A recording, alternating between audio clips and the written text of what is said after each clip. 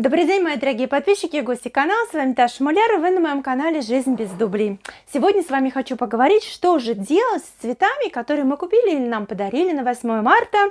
Это луковичные, у меня вот гиацинты, да, могут это быть тюльпаны, могут быть крокусы, ну, много первоцветов покупаем мы на 8 марта, потому что ими наполнены магазины, и они приносят нам, конечно, прекрасное весеннее настроение и, в общем, даже символизируют этот праздник. И я знаю, что многие потом выбрасывают эти луковицы, хотя на самом деле можно их использовать и сделать повторное цветение через некоторое время или поселить в своем саду. Итак, вот у меня гиацинты, их здесь 9 штук, я этот горшок декорировала, у меня про это был тоже выпуск. И вначале я уберу весь декор, который у меня тут был. И мы увидим, что там у нас находятся луковицы. Причем у меня они уже, видите, в таком подсыхающем состоянии.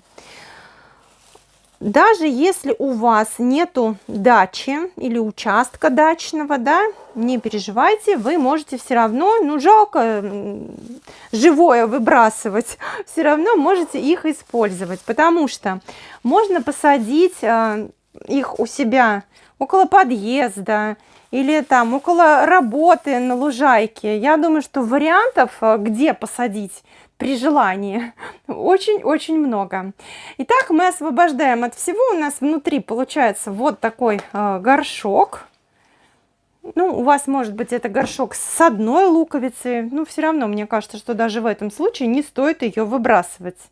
И далее нужно обрезать цветоносы, которые у вас остались. Неважно, нарциссы, это гиацинты. Кстати, это могут быть и тюльпаны, потому что сейчас тюльпаны тоже стали продавать на 8 марта именно в горшках с луковицами. То есть цветоносы, которые отцвели, мы отрезаем. И у нас остаются сами луковицы еще зеленые, ну или уже пожухлые, начавшие, как вот в этом случае у меня, желтеть листвой. И далее нам нужно с вами сократить полив, то есть поливать примерно раз в неделю, не чаще.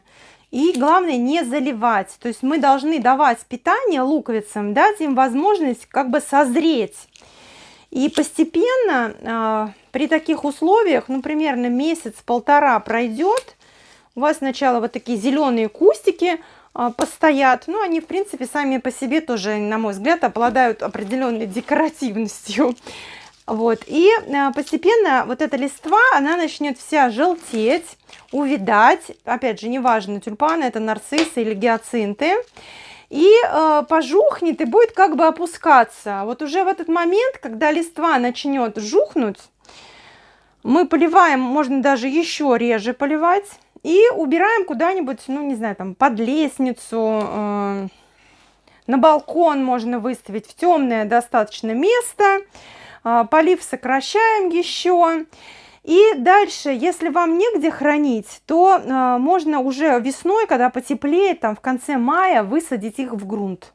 Обрезать уже вот совсем засохшую листва будет, она совсем засохнет, вы ее обрежете, высадите в грунт. И следующей весной у вас эти луковицы опять зацветут.